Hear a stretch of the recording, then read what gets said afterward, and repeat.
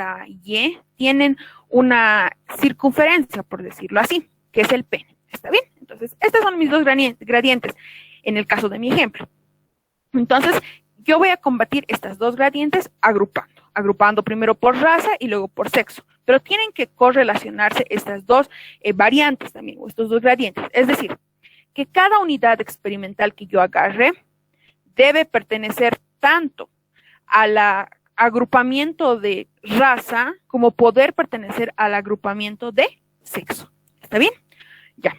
Entonces, seguimos con las características. Se realizan dos agrupaciones, ya habíamos mencionado eso. El objetivo es eliminar la mayor cantidad de error o variaciones que puedan existir en mi proyecto. ¿Para qué? Para reducir los errores del diseño. ¿Por qué con esta forma reduciría los errores del diseño? Si yo no considero estos factores externos, porque son externos, no están propiamente planeados en mi experimento, cuando yo he decidido, por ejemplo, yo voy a hacer ganancia de peso en cuys, otorgándoles diferentes tipos de alimento, y surge que las unidades experimentales que yo tengo a disposición son cuyes de diferentes edades o de diferentes sexos. Entonces no puedo aplicar un diseño completamente al azar porque no se cumple que todos son iguales. Un diseño de bloques sí me conviene, pero si ahora veo dos factores de variabilidad, como en este caso sexo, raza o edad, tengo que saber agrupar estos dos factores. Entonces, cuando yo agrupo estos factores externos que podrían afectar, trato de bajar todo error posible que se pueda presentar en mi experimento, proyecto o en lo que vaya a hacer, ¿ya? Se debe ser muy hábil con la agrupación, es decir, que yo debo tomar en cuenta bien estos aspectos, como les había dicho. Tienen que identificar qué variaciones existen dentro de sus unidades experimentales, dentro de las condiciones de su proyecto. ¿Está bien? Para ello, ¿qué es lo que pasa cuando yo agrupo? En este caso, mi agrupación ya no solamente va a ser por bloques, como habíamos visto antes, sino ahora que hay una nueva agrupación que se va a denominar columnas. Para nuestro caso, como se maneja en este tipo de diseños, el nombre de bloques es también igual al nombre de hileras y el nombre de columnas es el que manejamos en forma vertical. Entonces, verticales son columnas y horizontales son hileras o bloques. ¿Está bien? Entonces, vamos a hacer estos dos tipos de agrupaciones. Por tanto, cada unidad experimental deberá pertenecer tanto a una columna como a una hilera. Y a la vez, cada columna e hilera debe tener debe tener sí o sí un solo tratamiento, es decir, una sola repetición de cada tratamiento. En una hilera, repetimos, en cada hilera va a haber el juego completo de tratamientos que se están evaluando o factores de estudio. Y en cada bloque o columna también va a haber el juego completo de tratamientos. Nunca se va a presentar que en una columna existan dos repeticiones de un mismo tratamiento. Es decir, que en esta columna existe el tratamiento 2 y aquí otra vez esté la repetición del tratamiento 2. ¿Está bien? Nunca va a pasar eso. Siempre debe haber todos los tratamientos en una columna y sin repetirse. ¿Está bien? Lo mismo va a pasar en hileras. En la hilera tiene que estar el juego completo de tratamientos sin que se repita ninguno. Y la asignación de tratamientos para cada unidad experimental debe ser aleatoria. Pero, ¿qué tiene de característico en este diseño? Que ya no tengo que basarme simplemente en tablas, que ahora, de acuerdo al diseño, el número de unidades experimentales de mi diseño, ya vienen ciertas tablitas donde me dice cómo podría ser mi agrupación. Lo mismo que manejábamos las tablitas de aleatorización, ¿verdad? Pero ahora ya vienen exclusivos para este tipo de diseños, ¿ya? Bien, vamos a trabajar con esa aleatorización. También, ¿qué se puede decir de diseño de cuadrado latino? Que el número de tratamientos que manejamos o el número de factores de estudio que vamos a evaluar es igual al número de columnas y al número de hileras. Entonces, el número de repeticiones también es igual, porque por bloques ya habíamos aprendido, ¿no? El número de bloques es igual al número de repeticiones. En este caso, ahora se comparan 4 parámetros. Tratamientos es igual al número de columnas y es igual al número de hileras, por tanto es igual al número de repeticiones. ¿Está bien? Ahora, ¿qué más? De existir pérdidas, porque siempre pueden existir pérdidas, puede ser que se mueran mis cuyes de alguna unidad experimental, o que se enfermen, o que se escapen, puede haber una y mil cosas, ¿verdad? Entonces, si yo pierdo una unidad experimental o varias unidades experimentales, ¿qué me queda? convertirlo o trabajar los datos como un DBA, que es un diseño de bloques al azar. ¿Por qué puedo trabajar de esta forma? Porque en el caso de que se me pierda una hilera, sigo teniendo las demás columnas, ¿no ve? Entonces, en todas las columnas se presentan los tratamientos. Entonces, me da la posibilidad de aún sobrellevar este problema en caso de que se pierdan unidades experimentales. ¿Hay dudas, consultas respecto de las características del diseño? Bien, voy a comprender o voy a dar por entendido de que no. Vayamos con el ejemplo 1. Dice, se pretende evaluar el rendimiento de la semilla de trigo. Al plantear este experimento, se pensó que se podría conseguir mayor precisión si se controla la variabilidad introducida por los tipos de abono e insecticidas. Los datos obtenidos del experimento fueron los siguientes. En este caso, ¿qué dice? Que el terreno en el cual están haciendo las plantaciones de semillas de trigo o semilla de trigo tiene diferentes características respecto del tipo de abono que se utiliza en cada parcela y también respecto del tipo de insecticida que se utiliza también en los mismos terrenos. Entonces yo voy a agrupar a mis unidades experimentales según el insecticida y según el tipo de abono. ¿Está bien? Aquí está, según el tipo de abono son estos y según el tipo de insecticidas son estos. ¿Bien? Bien. Me pide que con los datos otorgados realice un croquis de distribución, modelo estadístico, planteo de hipótesis, cálculos de AMBA y, como siempre, coeficiente de variación y las conclusiones. ¿Siempre me piden hacer un ejercicio? Sí. Entonces vamos con la solución. Muy bien. Primero me pediría que realice un croquis de distribución. Para mi croquis de distribución, ¿qué es lo que yo necesito? Conocer mi planteo de ejercicio. Primer dato. Segundo dato que yo necesito es la tablita que siempre me otorgan con los datos. Si se alcanza a ver o han denotado en la anterior gráfica, esta tablita ya no es la misma, si se dan cuenta. ¿Por qué? Primero, lo que le interesa al diseño. Está dividido en columnas e hileras. Y además, en cada unidad experimental me presento una letra, si se dan cuenta, un C, D, B, A, ¿verdad? Estos quieren decir o refieren los tratamientos que se ha aplicado a esta unidad experimental. Entonces, la unidad experimental para el caso de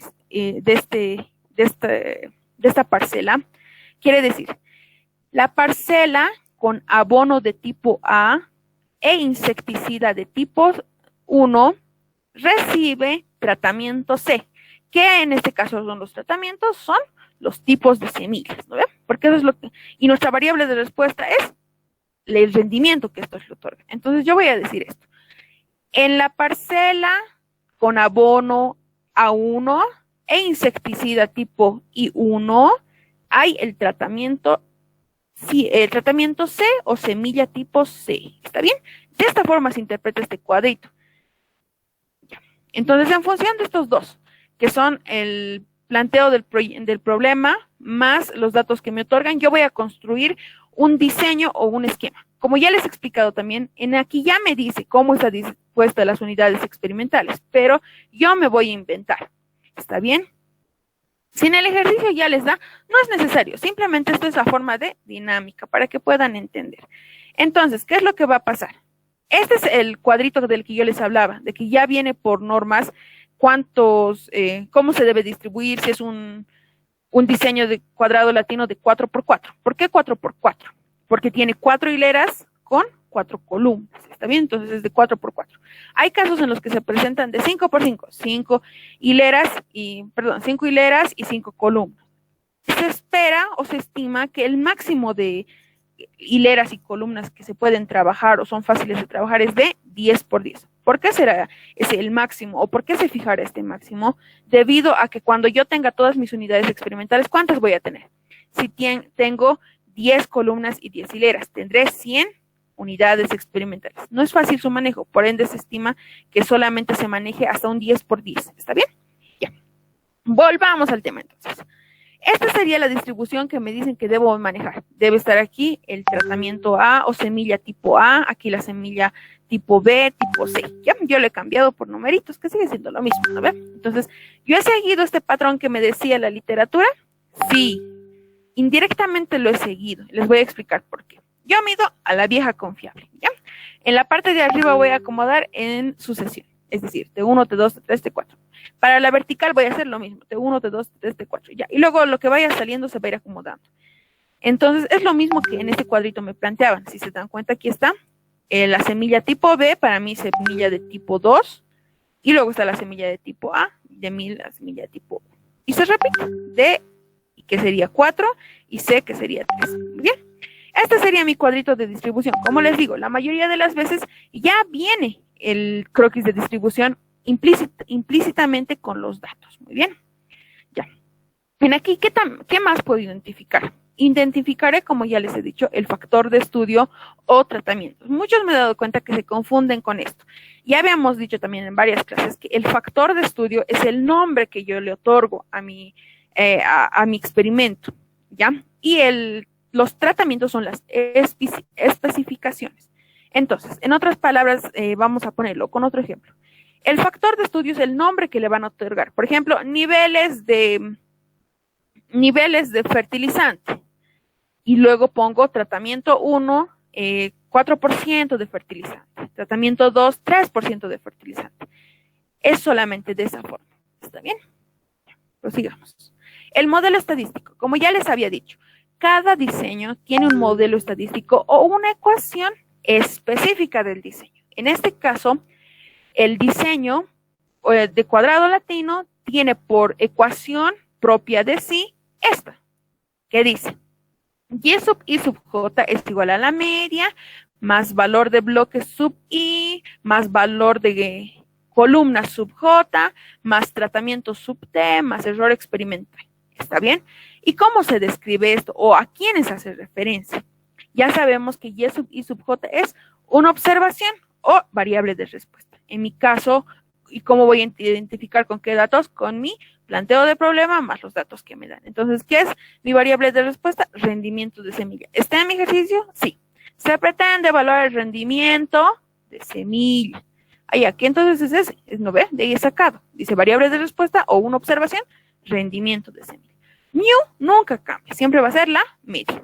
Ahora bien, ¿cuál es la forma de presentación de estos nuevos gradientes de variación en mi modelo estadístico? Primero se presenta el efecto del iésimo bloque y luego se presenta el efecto del jésimo o jésima columna.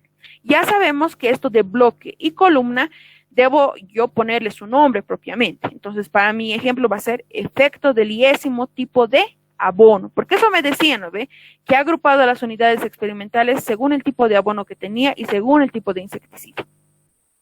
En bloques o hileras se ha cumplido que son abonos y en columnas se ha cumplido que son insecticidas. Entonces, efecto del jésimo tipo de insecticida.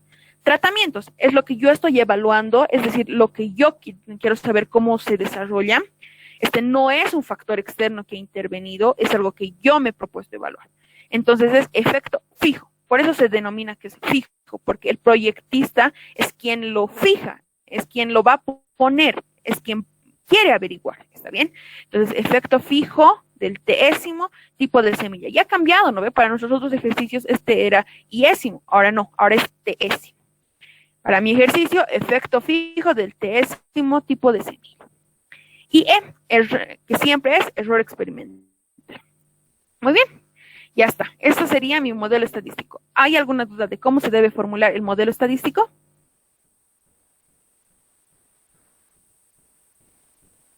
La persona que tenía dudas.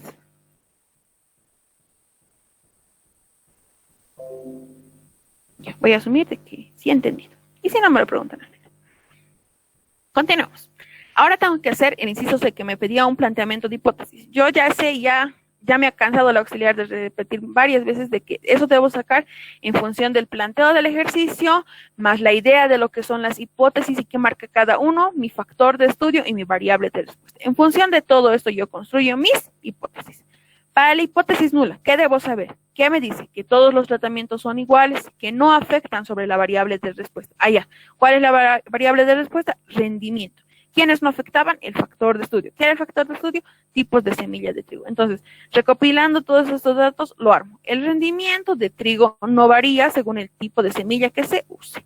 Y para la hipótesis alterna, que dice todo lo contrario, que al menos un tratamiento es diferente. El rendimiento de trigo sí varía según el tipo de semilla que se use. ¿Está bien? No ha cambiado nada hasta aquí. Sigo teniendo una sola hipótesis para que esté en función de los tratamientos o del factor de estudio, ¿no ve? No se ha aumentado nada, sigo haciendo como en los demás ejercicios. Ahora bien, los cálculos de análisis de varianza y coeficiente de variación. ¿Cómo se van a presentar en el cuadro de análisis de varianza? Ya habíamos dicho, el cuadro de análisis de varianza y cómo se van presentando está en función de ¿quién? De la ecuación o en este caso del modelo estadístico. Entonces, no me acuerdo, ya lo traeré entonces para acordar. Lo traeré para acordarme y saber que estoy haciendo bien. Este es el modelo estadístico y los factores se van a ir presentando en función de cómo se ubican en esta ecuación. Entonces, comienzo. ¿Qué me dice? Mu no saco nunca el valor de mu, entonces me paso a bloques. Bloques o hileras. Luego está columnas y en mi ecuación también está columnas. Luego está tratamientos. En mi ecuación también está tratamientos. Estamos bien. Y por último, el error experimental y al final, el total. Bien, hasta ahí ya tenemos, ya estamos todo listo. ¿Están ubicados bien en mi cuadro de análisis de varianza? Sí. ¿En función de quién los he hecho? Del modelo estadístico o ecuación del diseño de cuadrado latino. Comenzaré a resolver. Iré primero por los grados de libertad. Grados de libertad en este caso tienen sus formulitas. No son difíciles de aprenderse, ¿no veo? Y en aquí, ¿cuál es la ventaja? Que como ya les había dicho, no tengo que hacerme mucho lío respecto de cuántos son los bloques, cuántas son las hileras, cuántos son los tratamientos. No. El número de tratamientos es igual al número de bloques, es igual al número de columnas y por ende al número de repeticiones. ¿Ya? Resolveré para mi ejercicio. En mi ejercicio, ¿qué me decía? Traeré también mi cuadrito de ejercicio porque si no, no puedo resolverlo, ¿no ve? Mi cuadrito que me plantea con los datos. Voy a traer aquí. Aquí está. Entonces, ¿qué es lo que hay? ¿Qué me dice? ¿Cuántas hileras son? Son 4 hileras de abono. ¿Cuántas columnas de insecticidas? 4. Eso siempre va a ser igual, ya me han dicho. Número de tratamientos. A, B, C, D. Son 4 tratamientos también. Eso ya lo sabía porque ya había contado el número de columnas, ya había contado el número de hileras. Entonces, eso ya lo tenía predicho. Ya, entonces comienzo. ¿Cuántos eran el número de bloques? 4. Menos la unidad es 3. Lo mismo para columnas. Número de columnas eran 4. Menos 1, 3. Tratamientos, lo mismo. Tratamientos era 4 menos 1, 3. El error experimental tiene otra formulita que dice repeticiones menos 2 por tratamientos menos 1. ¿Conozco el valor de repeticiones? Sí. Es igual al número de bloques, al número de tratamientos y al número de columnas. Y era 4. 4 menos 2, 2. Se queda en mi cabecita. Tratamientos, ahora voy a hacer. Tratamientos menos 1 va a ser 3. 4 menos 1, 3. 3 por 2, 6. Ya tengo. Ahora para el total, hay otra formulita que dice repeticiones al cuadrado menos 1. Pero yo estos datos ya los conozco. También conozco que el total, si no me acuerdo la formulita, es sumar los grados de libertad de los demás factores de variabilidad. En este caso, bloques, columnas, tratamientos y error experimental. Sumo. 3 más 3, 6 más 3, 9, más 6, 15. Ya está, así tendría yo ya mi valor de grados de libertad del total. Ahora, por fórmulas, si yo soy muy caperuza y me acuerdo las fórmulas. Entonces hago por fórmula. Repeticiones eran 4, al igual que el número de bloques, igual que el número de columnas y el número de tratamientos. Entonces, repeticiones eran 4 al cuadrado 16 menos 1, 15. Ya tengo, ya está. Con eso ya tengo mi cuadrito de grados de libertad. Ahora, suma de cuadrados, que es lo que siempre me causa dificultad, porque son varios cálculos los que hay que hacer. Ya. Para esto vamos a tomar una consideración, que es que a partir del cuadrito que me brinda el investigador en el ejercicio, yo, en lo personal, prefiero resolverlo de la siguiente forma. Lo divido en 2 cuadros más sencillos, que no son tan complejos. Un cuadro donde están bloques y columnas, y otro cuadrito donde están los tratamientos. Ahora, los datos, ¿de dónde saco yo? O agarro y simplemente a lo loco le voy poniendo. No. En este caso, si se dan cuenta, ya está acomodado. Abonos está que ya sé que son hileras, ya están sus datos, ¿no? Entonces, hilera, parcela, que tiene el tratamiento C con abono A1 e insecticida 1, yo lo voy a acomodar del mismo modo. Bloque 1 y columna 1 tiene un valor de 7. Es decir, copio tal cual están los datitos que me presentan a mi primer cuadrito, pero obvio las letras que tienen dentro. Estas letras ya habíamos dicho que son los tratamientos. Entonces, por eso yo agarro y lo llevo a otro cuadrito. ¿Está bien? Donde voy a poner los datos de los tratamientos. Aquí está. Vamos a hacer primero para el tratamiento A. ¿Está bien? ¿Dónde estarán los datos o las repeticiones del tratamiento A? Están aquí. Entonces, yo voy a ir de forma horizontal buscando. Primero, en la primera hilera, yo tengo aquí el dato. Dice que la parcela con abono A1 e insecticida 4 tiene el tratamiento A. Entonces, ¿cuánto era su valor o cuánto había sido su rendimiento? 3. Aquí está, de llevado. En la siguiente fila me fijaré dónde está el A o tratamiento A o semilla A. Está acá. Entonces, el valor es 16. Para el siguiente valor, porque tengo que tener 4 valores, ¿no ve? ¿Por qué tengo que tener 4 valores? Porque el número de tratamientos es igual al número de repeticiones y es igual al número de columnas, que es igual al número de hileras. Ya. Ahora busco el que esté en la tercera hilera y es 12, lo llevo. Busco el que está en la cuarta hilera y es 14. Ya está. Lo mismo voy a hacer para cada tratamiento. Para el tratamiento B, lo mismo. Busco dónde está. Aquí está 4, aquí está 15, aquí está 10 y aquí está 13. Ya está. Estos dos cuadritos son los que de hoy en adelante voy a manejar para no complicarme en la vida con este cuadrito que me causa molestias o me hace marearme. ¿Está bien? Voy a continuar. Ahora sí sacaré la suma de cuadrados. Primero saco para bloques, porque eso manda el cuadro de análisis de varianza. Ahora, ¿cuál es la fórmula para suma de cuadrados de bloques? Es esta, que les he mandado también en sus formularios. ¿Qué me dice? Es igual a la sumatoria de y sub i, pero elevado al cuadrado. Sumatoria de todos los y sub i elevados al cuadrado. Esto ya lo habíamos visto en otras ocasiones, ¿ves? Se parece al de tratamientos, igual, bueno, siempre es casi como el de tratamientos. Entonces, comienzo.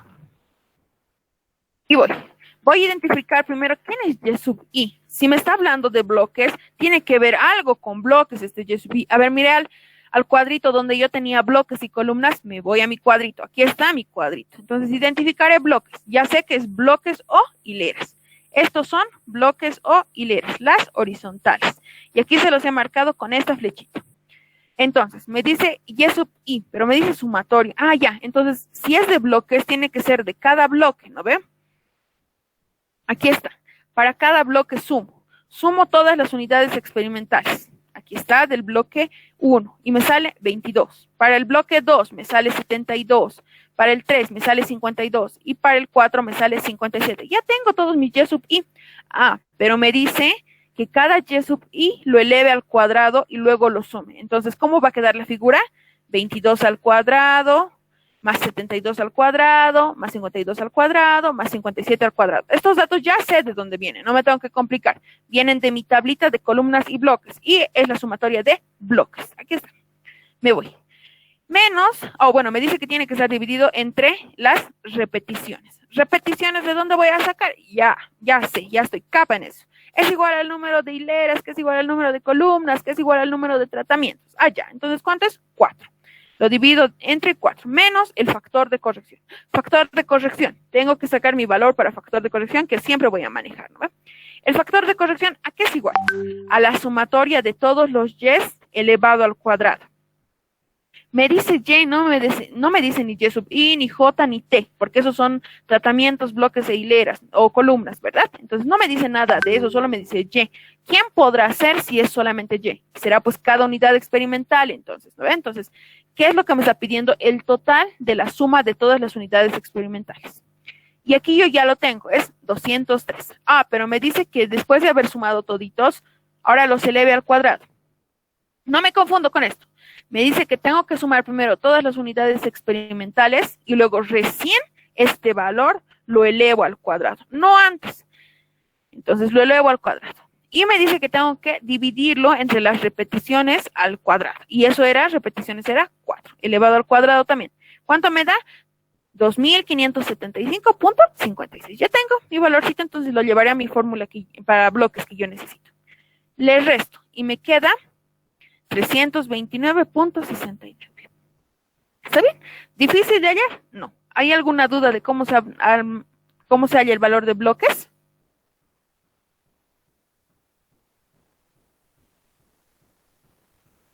Nada, ya. Vámonos a columnas. Columnas es lo mismo o similar, si quieren verlo de esta forma. Voy a agarrar nuevamente mi cuadrito donde están bloques y columnas, pero ahora voy a trabajar con columnas. Aquí están mis columnas. Tengo que sacar sus totales para cada columna, y ya lo he sacado. Aquí está la sumatoria de la columna 1, de la columna 2, de la columna 3 y de la columna 4. ¿Está bien? ¿Y qué se llaman estos valores o estas sumatorias? Se llaman Y sub J, porque refieren a columnas. Ya, me acuerdo eso y me voy a mi formulita. Aquí está mi formulita. ¿Qué me dice mi formulita? La sumatoria de cuadrados de columnas es igual a la sumatoria de los Y sub J, pero elevando al cuadrado. Y lo divido entre el número de repeticiones menos el factor de corrección. Entonces, yo ya sé quiénes son Y sub J. Son las sumatorias de cada columna, de las unidades experimentales de cada columna. Entonces voy haciendo 54 al cuadrado, más 49 al cuadrado, más 50 al cuadrado y nuevamente 50 al cuadrado. Dividido entre número de repeticiones. El número de repeticiones era 4. Y les resto el factor de corrección. El factor de corrección yo ya lo había hallado, ¿verdad? Ya lo tenía de mi primer ejercicio, entonces simplemente copio. Bien, realizo mis cálculos y tengo 3.69. Otro datito hallado. Ya tengo el cuadrado de columnas. Ahora voy a hallar el cuadrado de tratamientos. Para eso ya no voy a utilizar mi tablita de bloques y columnas. Ahora voy a utilizar mi tablita de tratamientos, porque para eso lo he dividido, ¿no? Para no hacerme tanto chenco aquí, estar buscando dónde estarán los tratamientos, sino directamente para tenerlo en una tablita aparte, que va a facilitar su resolución. Ya. La sumatoria de cuadrados de tratamientos, ¿a qué es igual? Es igual a la sumatoria de Y sub t elevado al cuadrado, de cada Y sub t elevado al cuadrado. Entonces, nuevamente busco, ¿quién es Y sub t? Es la sumatoria de las unidades experimentales de cada tratamiento. Las unidades experimentales del tratamiento A son estas, entonces las sumo, 45. Estas son del tratamiento B, 42. Del tratamiento C o semilla C, 51. Y del tratamiento D o semilla D, que es 65. Pero tengo que ahora elevarlas al cuadrado, cada valor elevarlo al cuadrado. 45 al cuadrado, 42 al cuadrado, 51 al cuadrado, más 65 al cuadrado. Dividido entre tratamientos, ahora me dice. Ya no me dice repeticiones, me dice tratamientos. ¿Habrá algún problema? No. Yo ya me he clavado con eso y ya se me ha quedado en la cabeza. Que el número de tratamientos y es igual al número de repeticiones, es igual al número de bloques, y es igual al número de columnas. Ya tenía antes, es 4, sigue siendo 4 entonces. Y a esto le voy a restar el factor de corrección. Ya está, hago mis cálculos y me da el resultado, 78.19. Ya tengo suma de cuadrados de tratamiento. ¿Qué me falta? La suma de cuadrados del total y suma de cuadrados del error experimental. Sigo con mi formulita. Ahora este es para el total. ¿El total qué me dice? Es igual a la sumatoria de Y sub I sub J al cuadrado. Ahora, ¿quién es Y sub I sub J? ¿Quién será? Yo no conozco a Y sub I sub J. Ya sé que es la interacción, ¿no ve? Pero yo sé una forma más fácil de sacar un Y sub I sub J cuadrado y su sumatoria, ¿no veo? Y también conozco que es cada unidad experimental elevada al cuadrado. Para esta parte puedo utilizar mi cuadrito de tratamientos o mi cuadrito de columnas e hileras. Es indiferente. Yo he utilizado este de tratamientos porque está menos lleno, siento que tiene menos complicaciones, se ve más sencillito de usar, ¿ya? Entonces, ya sé que este valorcito de Y sub I sub J cuadrado lo puedo hallar por mi calculadora o lo puedo hallar por un Excel, ¿no ve? No hay más problema. Agarro y hago sumando todas las unidades experimentales, pero cada unidad experimental debe estar elevada al cuadrado. 3 al cuadrado, más 4 al cuadrado, más 7 al cuadrado, más 8 al cuadrado, más 16 al cuadrado y así, etc, etc, hasta 16 elevado al cuadrado. ¿Cuánto me va a dar? Me da 3001. Ya está. Tengo el valor de 3001 y me pide que le reste el factor de corrección. Factor de corrección, ya he sacado, copio su valor. Hago mis cálculos y me sale 425.44. Ya tengo hasta aquí, hasta la suma de cuadrados del total. Para la suma de cuadrados del error experimental, no tiene mayor dificultad que en los otros casos. Sigue manteniendo que simplemente es la diferencia del total menos los factores de variabilidad que había visto antes. Entonces, resuelvo. Suma de cuadrados del error experimental es suma de cuadrados del total. ¿Total tenía? Sí, me ha salido 425.4.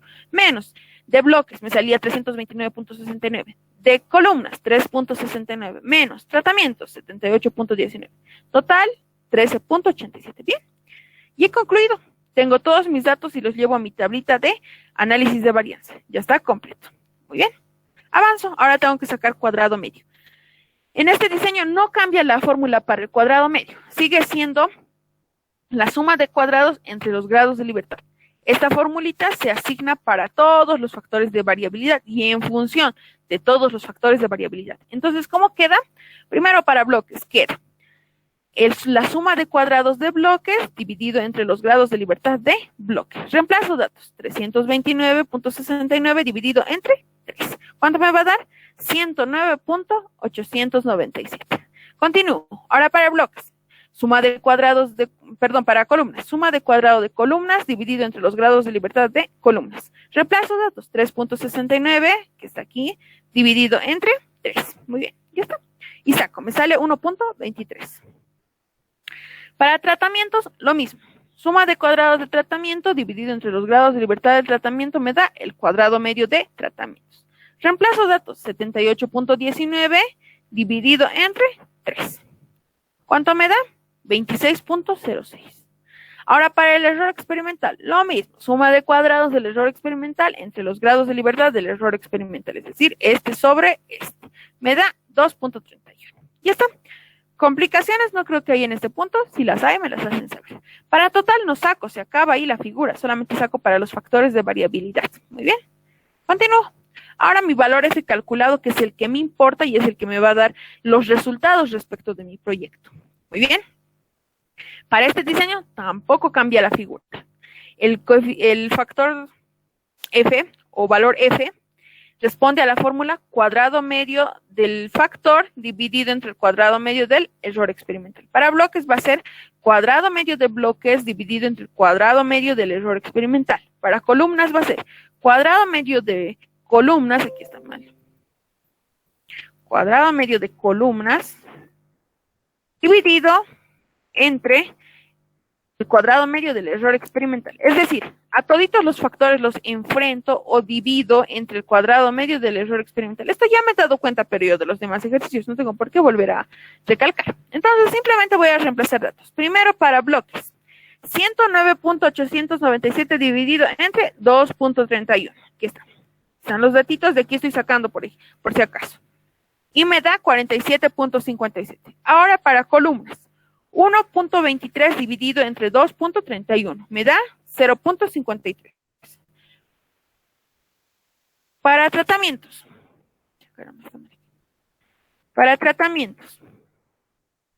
Va a ser cuadrado medio del tratamiento sobre cuadrado medio del error. Entonces va a ser 26.06 dividido entre 2.31. Me da 11.28. Ya tengo mis datos para F calculado. Ya está, hasta ahí lo he hecho muy bien. Ahora tengo que rellenar los valores de F tabulado. ¿Y F tabulado de dónde voy a sacar? De mi tabla. ¿Tengo mi tabla? Sí.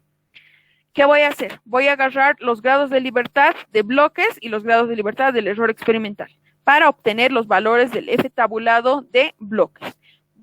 Después los grados de libertad de columnas con los grados de libertad del error experimental y voy a tener el F tabulado de columnas. Pero en este caso, para columnas, bloques y tratamientos se repite. ¿Por qué? Porque ya hemos dicho, número de bloques es igual a número de hileras, que es igual al número de tratamientos. ¿Está bien? Entonces, por eso se repiten estos datos. Ahora, tengo que hacer mi interpretación. Ver si es significante o no significante. Para este caso, no cambia tampoco la figura, se siguen manteniendo las normitas. F calculado menor al F tabulado al 5% es no significativo. En este caso, aplico las reglitas. Mi F calculado es mayor a mi F tabulado al 5% y mayor a mi F tabulado al 1%. Entonces, es altamente significativo. Para columnas, mi F calculado es menor tanto al F tabulado al 5% como al 1%. Entonces, es no significativo. Mi F calculado de tratamientos es mayor al F tabulado al 5% y también mayor al F tabulado al 1%, entonces es altamente significativo. Ya está. Ya he rellenado mi tablita de análisis de varianza. ¿Difícil? No. Ahora tengo que sacar mi valor de coeficiente de variación. El coeficiente de variación responde a una fórmula que dice, es la raíz cuadrada del cuadrado medio del error experimental dividido entre la media y multiplicado por 100. ¿Qué datos de aquí me faltan? ¿Tengo cuadrado medio del error experimental? Sí, he sacado en mi tablita de análisis de varianza. Mi media, es lo único que me falta. Entonces, ¿cómo voy a hallar mi media? Ya sé que puedo hallarla por calculadora, metiendo todos mis datitos o sumándolos individualmente. 3 más 4 más 7 y luego dividiendo entre 16, que es el número total de unidades experimentales. Muy bien. Y he sacado por calculadora, me sale mu igual a 12.69. Parece que es la media, revisaré. ¿Dónde está 12? Ah, ya, sí hay un 12. Sí, está bien, podría ser esa la media porque el mayor es 23. Entonces sí, voy a corroborar que esta es mi media. Y meto todos mis datos a mi formulita. Primero, para el cuadrado medio del error experimental, reemplazo, es 2.31. Divido entre la media, que me ha salido 2.69, y lo multiplico por 100, y es 11.97. Ya está, ya tengo los datos de mi coeficiente de variación y mis valores de mi tabla de análisis de varianza. Nada más. ¿Qué tengo que hacer ahora? Conclusiones. Las conclusiones en función de quién hago, de mi cuadro de análisis de varianza y de mi valor de coeficiente de variación. Muy bien. ¿Qué más necesito? ¿Qué había puesto yo en las hipótesis para poder aceptar o negar? ¿Ya? Voy a completar mi cuadrito en este caso. Ya tengo hasta aquí la interpretación, ahora para ver si voy a aceptar o no las hipótesis. ¿Qué sé? Que cuando sale altamente significativo o significativo, se acepta la hipótesis alterna. Cuando sale no significativo, se acepta la hipótesis nula.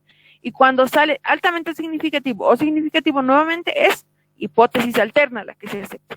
En este caso, nosotros solo hemos planteado nuestras hipótesis para tratamientos. No hemos planteado ni para bloques ni para columnas, ¿no ve? Entonces, eso vamos a hacerlo mentalmente.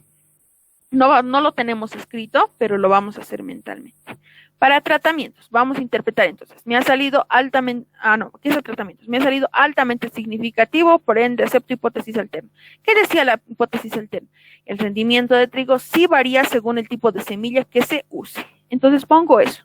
El tratamiento de trigo sí varía según el tipo de semilla que se use, pero lo haré más técnico, lo volveré. Entonces diré, se concluye al 1%, que el rendimiento de trigo sí varía según el tipo de semilla que se use. Ahora, para el coeficiente de variación, interpretaré cuánto me han salido, 11.97, es menor. Entonces, con un coeficiente de variación menor al 30%, que es el rango que se exige en ganadería y en veterinaria para decir que un experimento es correcto, decimos que hay fiabilidad de los resultados. Ya está. Eso es todo. Así ha sido mi ejercicio. Entonces, ahora, como les he dicho, si bien no hemos planteado hipótesis para bloques ni para columnas, lo vamos a hacer. Indirectamente, nosotros tenemos que saber interpretar esto, no simplemente hallar sus valores. Entonces, se interpreta de la siguiente forma. Lo mismo que para tratamientos. Si me sale significativo o altamente significativo, como es el caso, acepto la hipótesis alterna. Y también yo sé que la hipótesis alterna dice que todos los tratamientos son iguales, o todos los factores en este caso son iguales. Para mi ejercicio, todos los bloques son iguales. En mi ejercicio, bloques era tipos de abono. Entonces yo digo, se concluye al 1% que el tipo de abono que tenga la parcela sí influye en el rendimiento según el tipo de semilla. ¿Está bien? Ahora, para columnas, me ha salido no significativo. Voy a interpretar.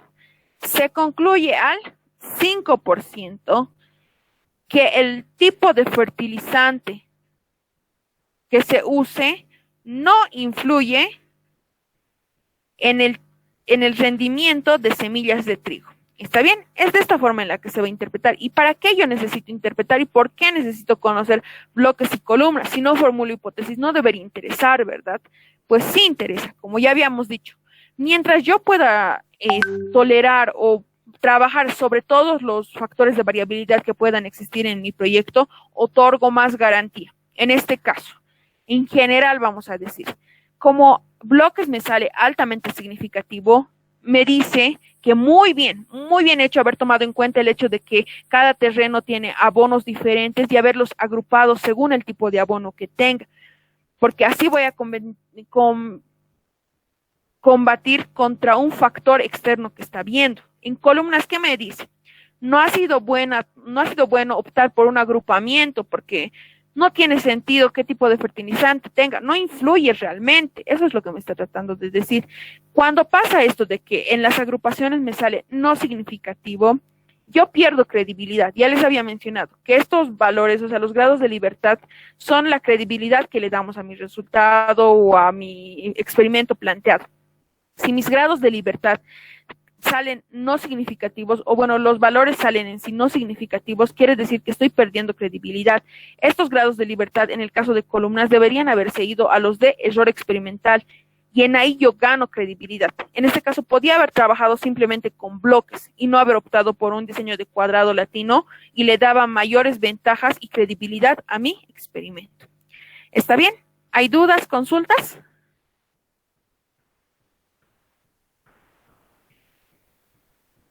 ¿Qué ha pasado, chicos? Están muy callados. Se han asustado. Dígame. Perdón que la molesté. No entiendo muy bien lo que para sacar el F tabulado. Me pierdo un poco en esa parte. El F de tabla estamos hablando, ¿no ve? Sí, exacto. Ya. Para ver si es significativo o no significativo. Me complico un poco en esa parte. Ya, denme un ratito. Voy a abrir un documento donde tengo eso. Ay, no, un ratito. ¿Dónde está?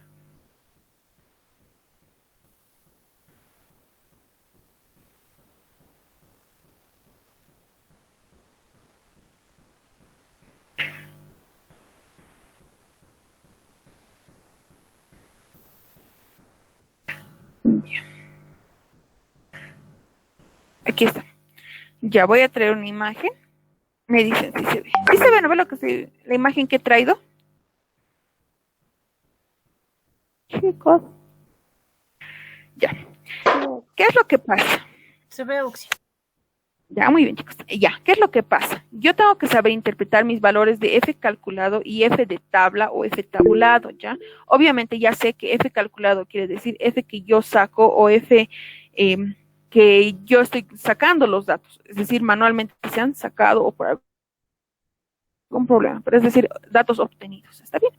Entonces, ¿qué dice la norma? Y aquí está la norma para interpretación, que decía, cuando el F calculado es menor al F tabulado, digo que es no significativo. Por ende, acepto hipótesis nula. Cuando el F calculado es mayor al F tabulado al 5%, digo que es significativo y acepto la hipótesis alterna. Cuando el F calculado es mayor al F tabulado al 1%, digo que es altamente significativo y también acepto la hipótesis alterna. Es con este cuadrito que ustedes deben trabajar si es que todavía no se ubican de memoria. ¿Está bien? En este caso, vamos a irnos al ejemplo. Mi F calculado, como ya les he dicho, es 47.57. Revisaré entonces mis otros Fs, que es F tabulado. El F tabulado al 5% me sale 4.76 y el F tabulado al 1% me sale 9.78. Veré la relación. Mi F calculado yo veo que es mayor. Primero al F tabulado al 5% y también al F tabulado al 1%. Entonces buscaré donde dice que el F calculado es mayor a ambos. Aquí está. Dice, cuando el F calculado es mayor al F tabulado al 1%, dice que es altamente significativo. Entonces acepto mi hipótesis nula. ¿Ya? Ahora, para el caso de tratamientos, que es donde yo ya tengo aquí mis hipótesis a la mano.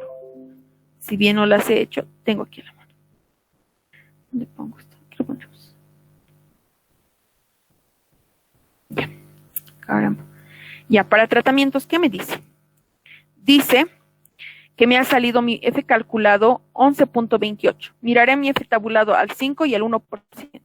4.76 y 9.78.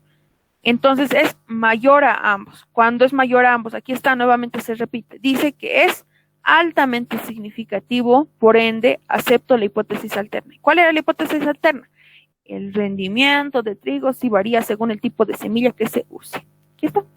Lo llevo de aquí a aquí. No hay más problema. Ahora, ¿ha quedado esta duda zanjada? ¿O qué es lo que no entiendes? Para que te ayude. No tengan miedo. Sí, Oxi, ya le entendí ahora, sí. Chicos, no tengan miedo de preguntar. Creo que algunos piensan que soy bien estricta. sí es necesario ser estricta, pero si hay consultas no me voy a enojar, no les voy a decir, ay, ¿cómo no vas a saber? ¿No ve? Todos somos estudiantes y yo necesito que sepan bien estas cosas, porque si bien no es solamente por aprobar la materia, esto a futuro algún día va a ser para sus tesis. Tienen que saber las características, cómo se resuelven y todo lo que asemeja esta parte de la materia o en general este tipo de materias que llevamos con matemáticas son justamente para eso, para no trancarnos en la tesis. ¿Está bien? Buen proyecto, como por cual sea el modo de titulación que vayamos a hacer. ¿Está bien? Ya. Estaba viendo aquí otra consulta. Ya, de columnas. Vamos a repetir las conclusiones. ¿Ya? Como yo ya les había dicho, si bien en esta parte no hemos hecho hipótesis, pero nos imaginaremos, haremos unas hipótesis para que quede más claro. ¿Está bien? Mi cuadrito por aquí que se vaya. Vamos a decir que ahora ya no es mis conclusiones para tratamientos, sino para columnas. ¿Está bien? Entonces, en columnas, ¿cómo debería haber sido mi hipótesis? Primero, mi hipótesis debería nula, debería decir, el rendimiento de trigo no varía según el tipo de fertilizante. En columnas hablábamos de fertilizantes. El rendimiento de trigo no varía según el tipo de fertilizante que tenga la parcela, no que se use, que tenga la parcela, o también que se use, que tenga la parcela. Y la hipótesis alterna sería el inverso, ¿no ve? Quedaría de esta forma. Y el rendimiento de trigo sí varía según el tipo de fertilizante que tenga la parcela. Entonces ahora haré mis conclusiones. Voy a eliminar todo esto y voy a poner. ¿Qué me ha salido? En columnas me ha salido no significativo. ¿Qué dice la norma cuando me sale no significativo? Que acepte la hipótesis nula. Está bien, entonces aceptaré la hipótesis. Entonces, ¿cómo ha quedado? El rendimiento de trigo no varía según el tipo de fertilizante que tenga la parcela. ¿Y a qué nos referíamos con esto? Es decir, que el agrupamiento que se ha hecho de las unidades experimentales en función del fertilizante no ha valido la pena. Ha sido simplemente un gasto de datos o ha sido un gasto de veracidad de mi proyecto. Este valor de 3 grados de libertad que yo pierdo en columnas, en este agrupamiento que yo he realizado, tendría que haberse ido a error experimental. Y en aquí mi error experimental hubiera subido a 9. Ya habíamos dicho, el error experimental mide el porcentaje de error que yo puedo tener dentro del experimento, ¿ya? Entonces, si yo hubiera obviado y no hubiera agrupado en columnas, hubiera podido trabajar como bloques. Y en ahí mi ejercicio tenía mayor valor, no mi ejercicio, mi proyecto tenía más valor. En este caso ha perdido valor, justamente porque esto me ha salido no significativo. ¿Está bien? ¿Queda con eso resuelto la duda? Daniela.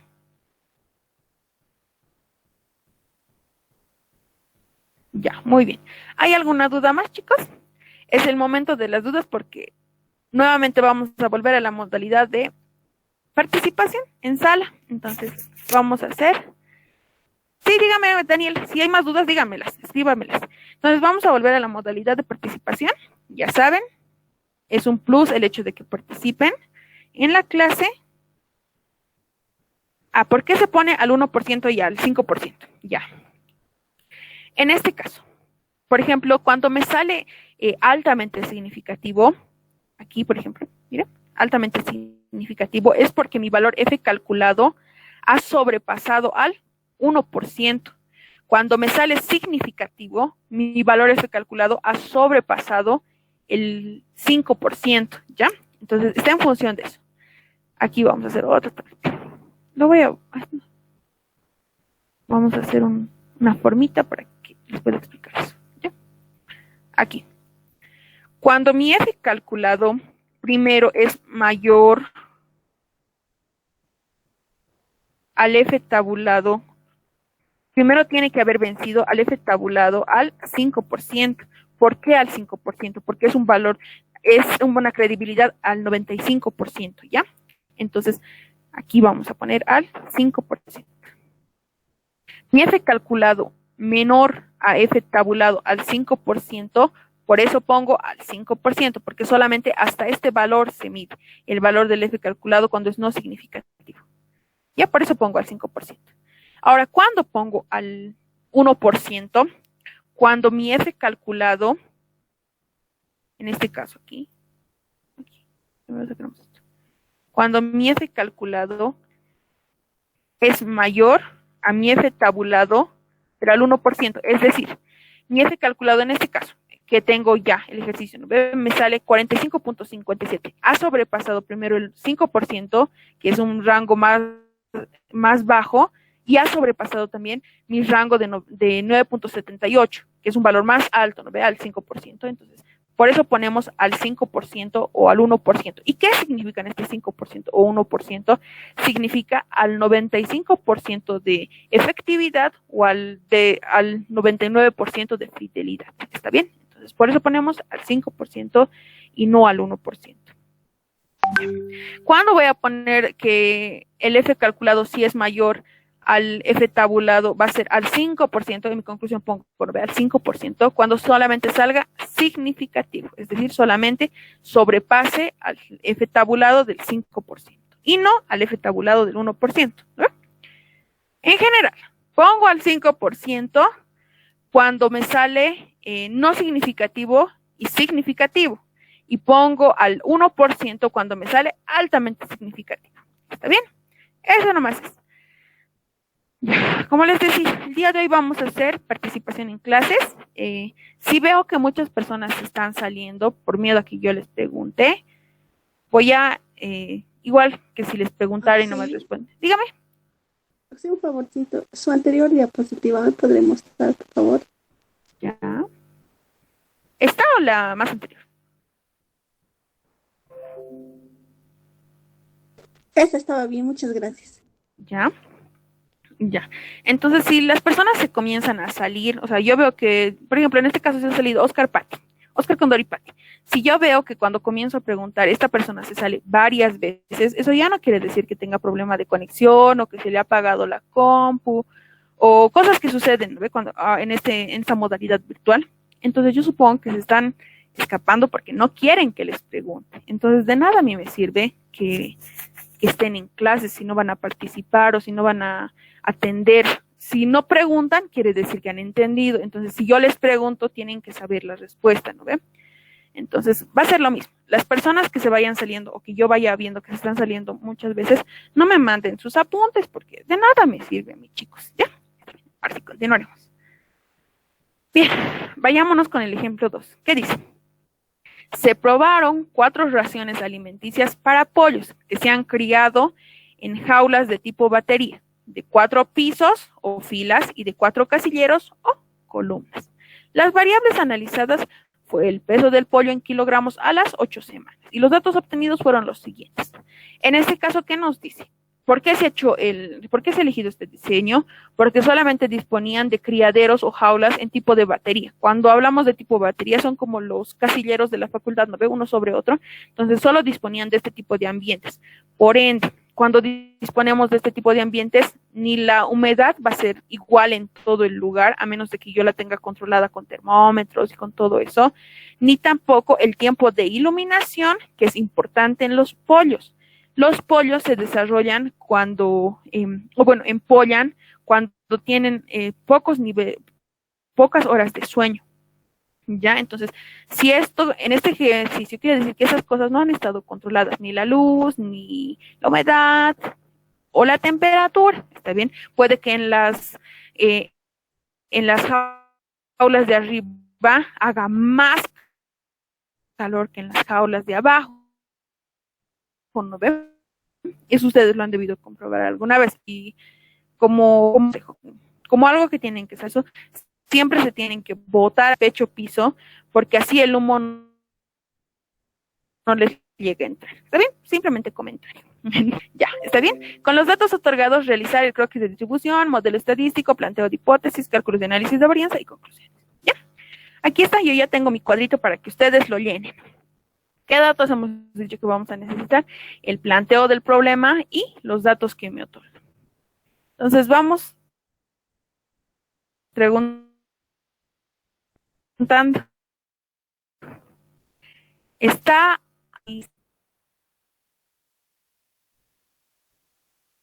Ya. ya. Te voy a estar por